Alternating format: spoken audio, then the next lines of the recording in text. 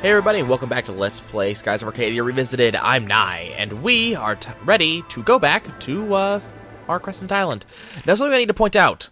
We're going to go into our stats here.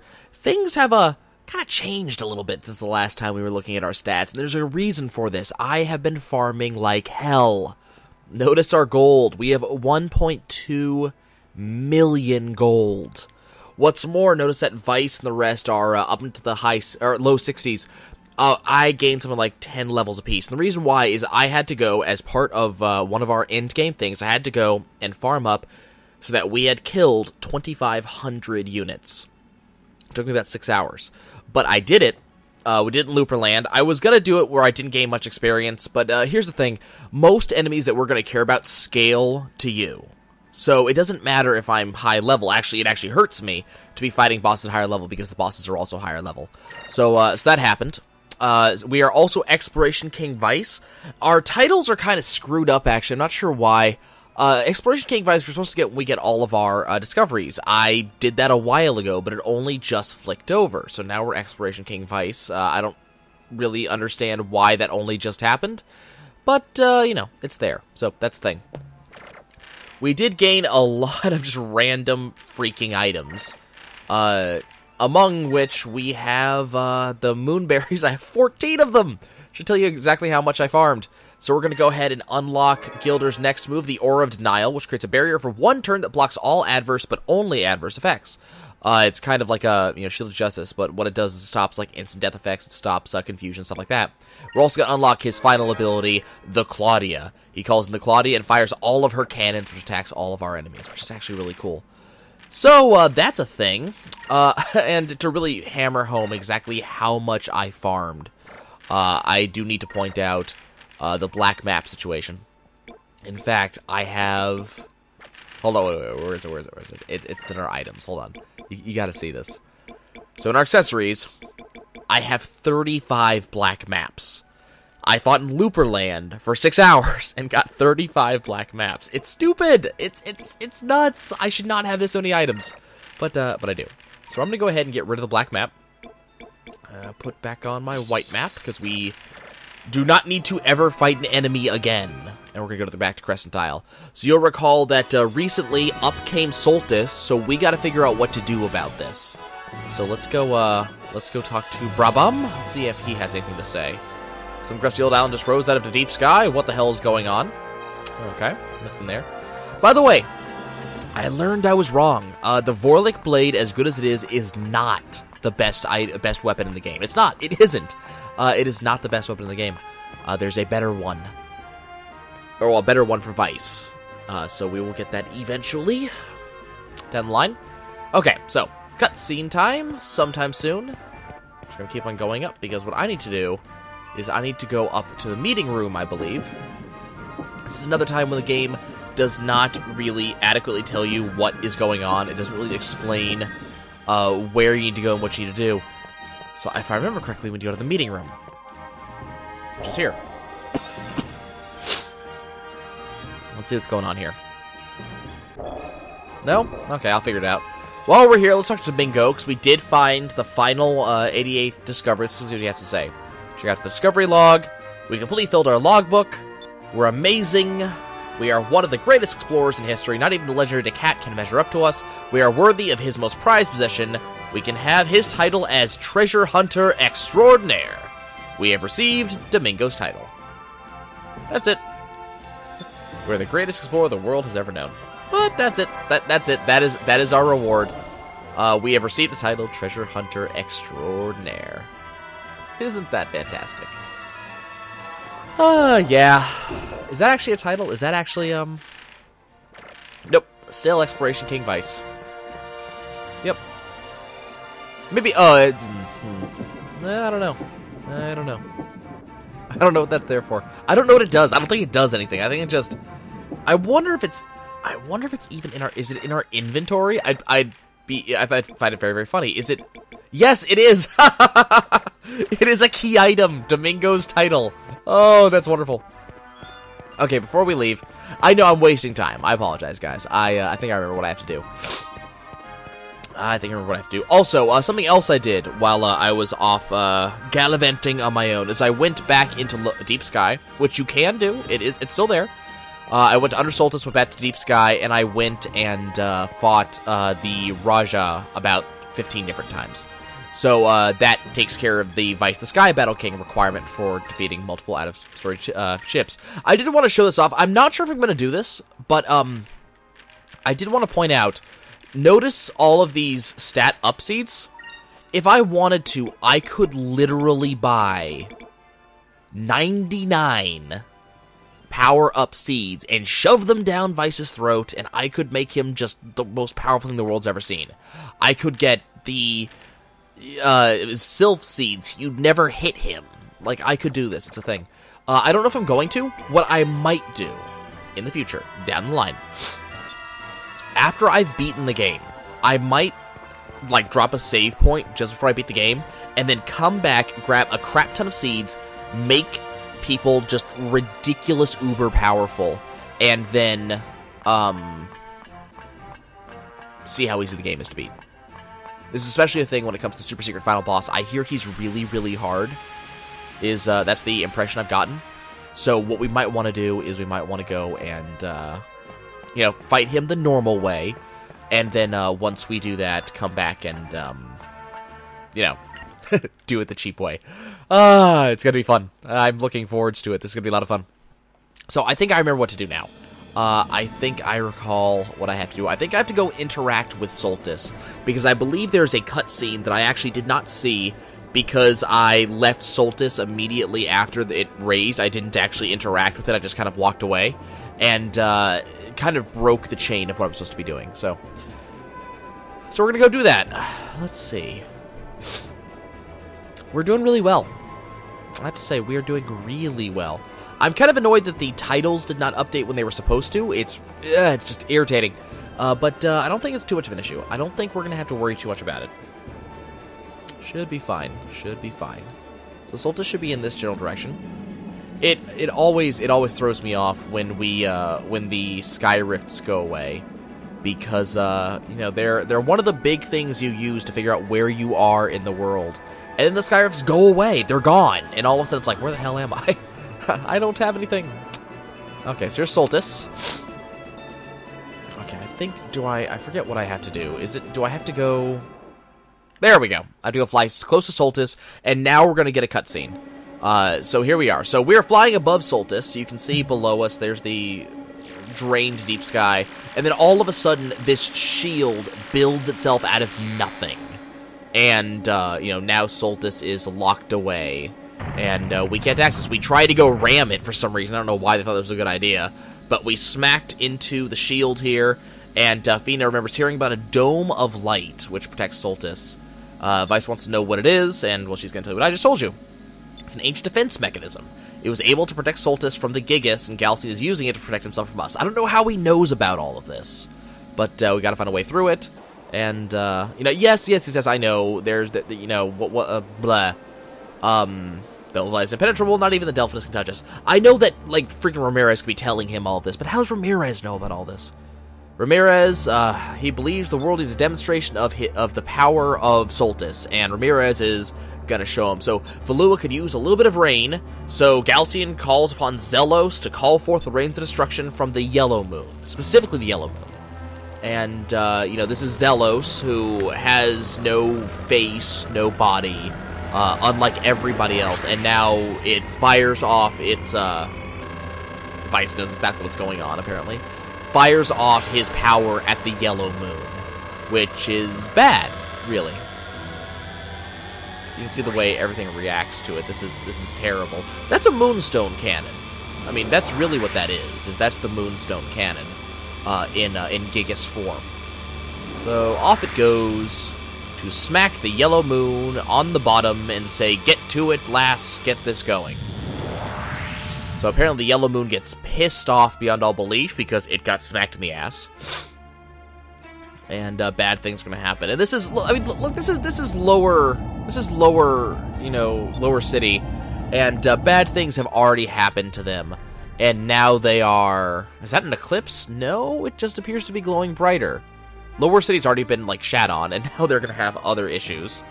And now Upper City is... Well, I don't mind if they get, like, moonstoned, but... So here's, that's, you know, Belleza trying to help Enrique escape, because she knows something bad's going to happen. Enrique's looking up. He sees the moon as well, and they can see that bad things are about to happen. This is not going to be a good day. Look, the sky. You can actually see it. They can actually see the sky in Valua. How often does that happen? But this is the surface of the moon as the rocks begin to fly.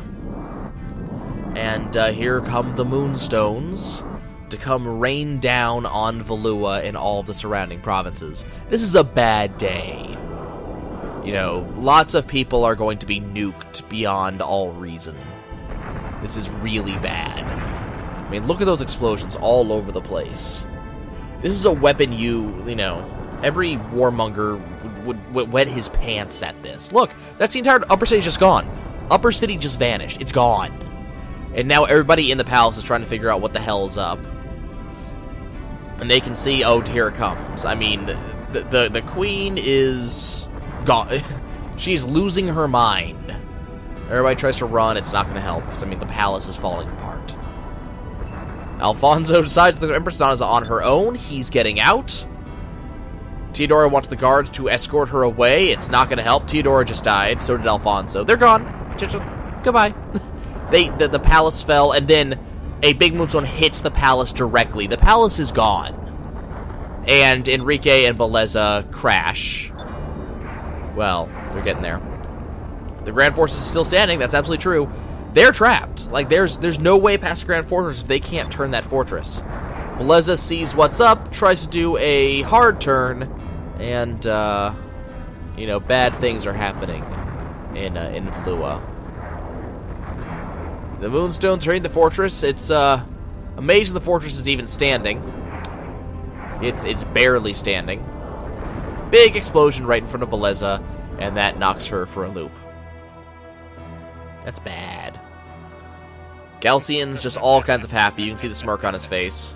He's cracking up. It's a good day for Galcian. He has won, and now all shall bow before him, apparently. The world is his. And Zelos has kind of settled. So yeah, this is a bad day. This is not no good things are happening here. Amazingly, Enrique is alive. So is Belleza. There's no good reason for them to be alive, but, you know, they're alive. Beleza's there. You know, remember, she knocked him out. Like, she basically saved his life. You gotta remember that. Belleza was there to, like, do things, but she's there to say she saved his life. So she's amazing. It's a miracle that either of them are still alive. It's absolutely true, because they almost got hit directly by a moonstone. And what happened to people of Valua? The first thing Enrique thinks of when he comes to is what happened to Valua.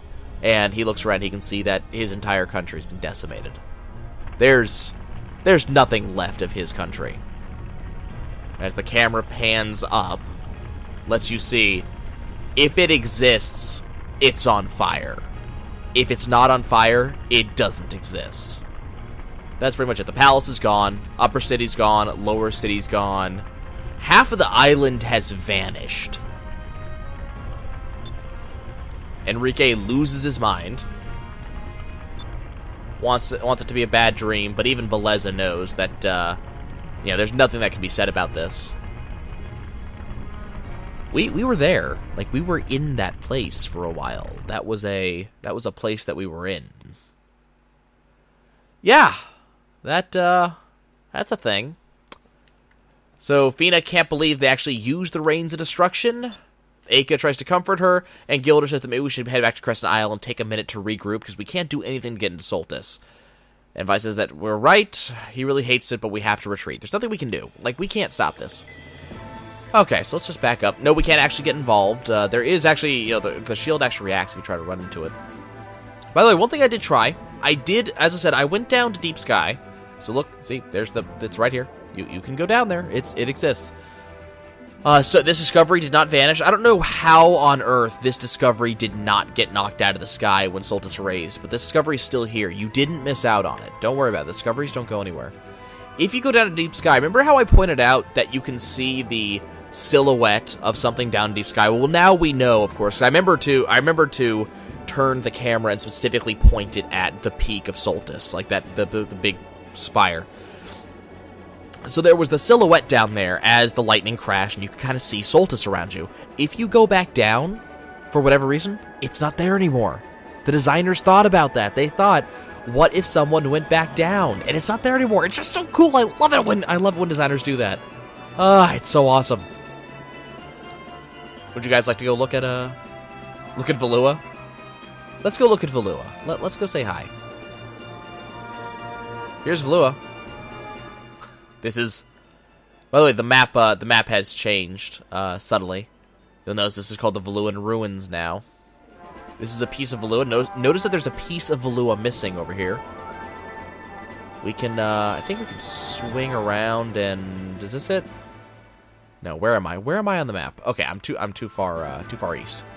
Let's go swing around. Here's Valua. It's wrecked. It's gone. This Valua does not exist anymore. It's all gone. Here's where the palace used to be. This is where Lower City used to be. Remember how we used to be able to go to Lower City? Not anymore. Grand Fortress has been utterly wrecked. The little islands that used to have guns on them are no longer here. We got this guy, the merchant ship. He completely saw it all. Notice that there are no more, I don't think there's even any more Valuan. Is that a Valuan Armada? Yes, it is. Okay, so that still exists. I don't want to fight that right now. We're just going to leave. No interest in that. Okay, so yeah, that's a thing. That is certainly a thing. Just wanted to see if my title happened to change because of that, because I'm not sure what's triggering the title changes. But yeah, that's a thing. Like, Valua's gone. The game reacts. And I know it's such a small thing nowadays that, the environment reacts to the events. But I can think of many games where a big event would happen, where a city's wiped off the map. But if you went in the overworld to that city, the city's still there. You can't interact with it, but the city's still there. It didn't really react that this is gone. The events... Hey, look, there's the flying flail. Hi, flail. The events of the cutscene did not exactly, happen in the actual game. In this case, it did. It's a small thing. It's a small touch, but it's still a really good touch. What's going on down here? So here's Crest Nile. And we're back. It's been a day. So now we have our cutscene. So the camera slowly pans down for the chandelier. Guilders in silence. Everybody's standing around. They have no idea what to do. Everybody's being introspective. Vice is the only one sitting because he's planning. He got schemes formulating in his head. Moegi, no idea what happened. He can't imagine what's going through her mind. She heard that something terrible has happened. Vice is the one that has to break it to her that Enrique is probably dead. He's afraid the Galcian used the Rains of Destruction on Valua. But what about Enrique? What about Enrique? Vice has no idea. And you can see, like, there's actually pain on Vice's face. Moegi loses it. And Fina has to grab her, stop her from fainting. It's a bad day. Fina says that if we don't do something soon, Galcian will destroy the world one island at a time, that we have to stop. Well, no duh. We need to do that. That's something we have to do. Aika wants to know how we're supposed to stop him. Aika's losing it. She's just flat out losing it. His base is an entire continent. There's a shield around it. Gilder says there's not much we can do except take on Galcian himself, so Gilder's prepared to go and do it, but we can't even get to him. That's absolutely true. Nothing we can do. Well, that's not exactly true. And in comes Savior of the Day. Enrique is back because he's a badass. Enrique leaves us alone for a few days and we're ready to surrender because Enrique is the glue that held us together. That's exactly right. Enrique is alive. Moegi immediately is up and grabs him.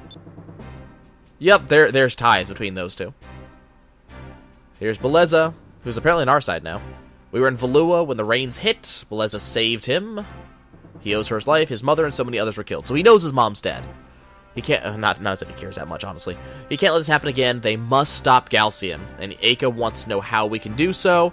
Beleza says that Lord Galcian wants to rule the world but not destroy it. Valua was just an example to the rest. And now that he's made his example, he can demand allegiance from all of the other countries.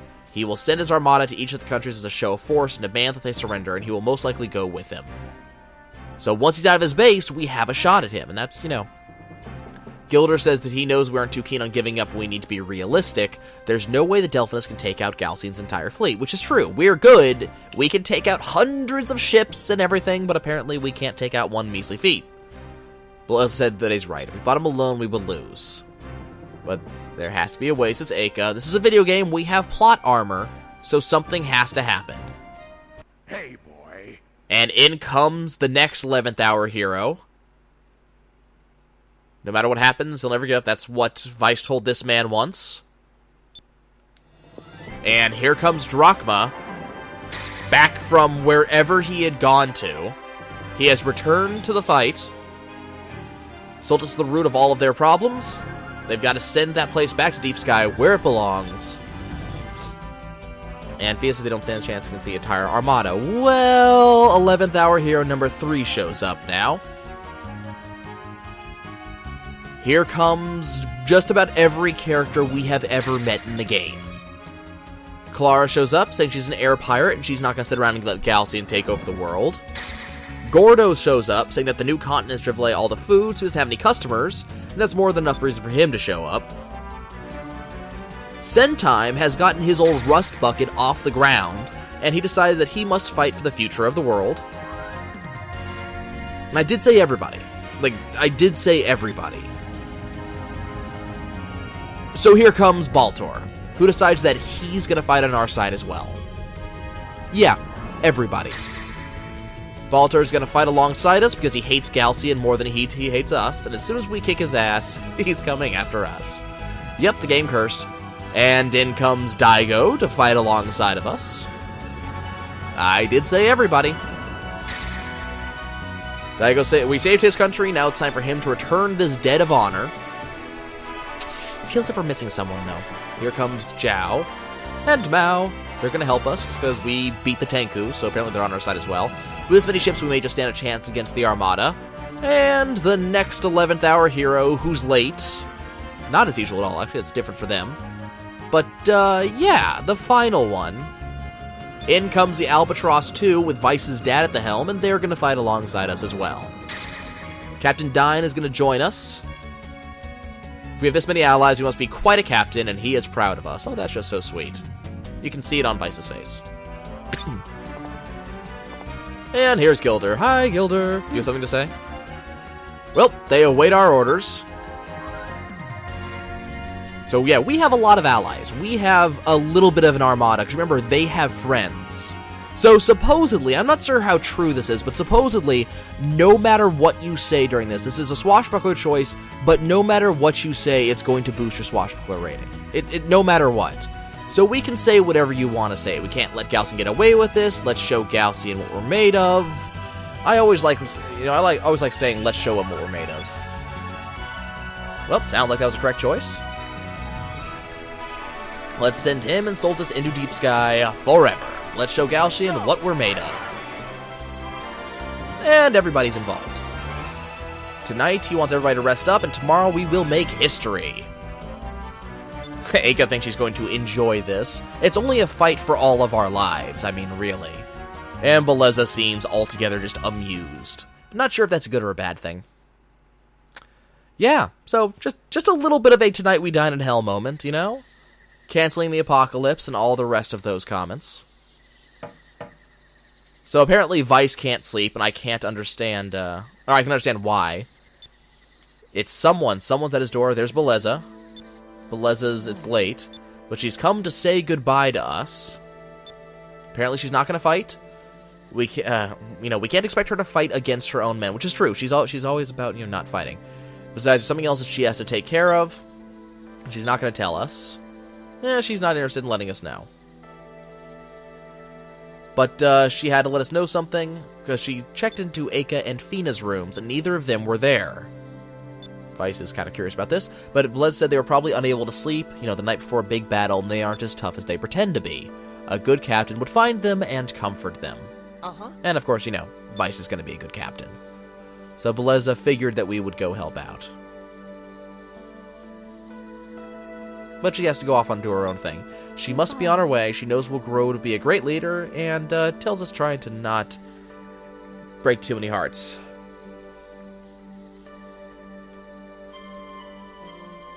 Well, you know. That's kind of an indication that Blezza does not intend to see us ever again, which is kind of weird. Notice that her smiley face just goes straight, just gone. Yeah. Okay, let's go, hunt down the girls. 2 of them we have to hunt down. Let's see, where are they? If I remember correctly, 1 is going to be up here. Here's Fina. So Fina's by where her ship is. Okay, so we need to talk to her about this, because it's not going to be a good day for her either. She's going to have to fight against Ramirez. You know, we're going to have a big fight. She's going to have to kill people. She tried to sleep, but she couldn't stop thinking about Ramirez. See, I told you. She grew up with him, and her whole life she was always together. They were best friends. And it's hard to think that now she's going to have to fight against him, and one of them will not survive the encounter. As a Sylvite, it's her duty to take him down, but she has one thing to ask of us. Oh god, it's going to be one of those moments, isn't it? Please stay by her side. See, this is why everybody thinks there's going to be a romance thing. There isn't. It doesn't exist. But if we're by her side during tomorrow's encounter, she knows she'll be able to fight him. So now we get to have another swashbuckler choice, I believe. We're a great leader. She knows we'll inspire her. So we could say comforting words, or we could do the badass thing and say nothing, just put our arm around her again. Supposedly, no matter what we say, here's a swashbuckler choice, but I'm just going to do the badass thing, and there's no words here. Nope. See? Look. Potential romance. But no, doesn't exist. Vice wants to know if she feels better. Having us here means a lot to her, and wants to know if we can just stay like this for a little while longer. Romance subplot does not exist, but it should. Look, that's such a... Ah. Okay, so that's Fina taken care of. That's it. That's all we have to do for Fina. So Fina's completely taken care of. We don't have to worry about her anymore. She's been comforted by her captain, and whatever else Vice happens to be to her. So now we have to go find Aka. And Aka, you can kind of guess where she might be. She's going to be up here. You know, she wants to see the high portion. So Fina was down by her ship. You know, big deal for her. We got to go where Aka is going to have a big deal. She's going to be up here, kind of looking over things like she always does. Let's go check out Aka. So we got to make sure she feels okay, too. She looks a little bit surprised that we're here. But she saw us talking to Fina. I believe we have to do it in this order. We have to go Fina, then Aka. So I think if you try to talk to Aka first, you'll have to go check on Fina. But apparently Fina seemed a little bit worried about tomorrow. And Aka understands that, you know, Fina's it too. She doesn't know. She called into bed. Couldn't sleep, which is understandable. Perhaps she's scared. That's not like her, and it's not like her. But I think this one, there is a correct choice here. And I believe that saying that we're scared too is the correct choice. Because, it's, you don't want to act too brave. You want to show that you are human.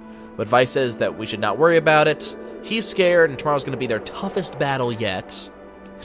Aka didn't think we ever got scared. Well, there's been a couple times. But just because he's been placed in charge of tomorrow's assault doesn't mean he's not afraid of anything, or that he's even ready to do so.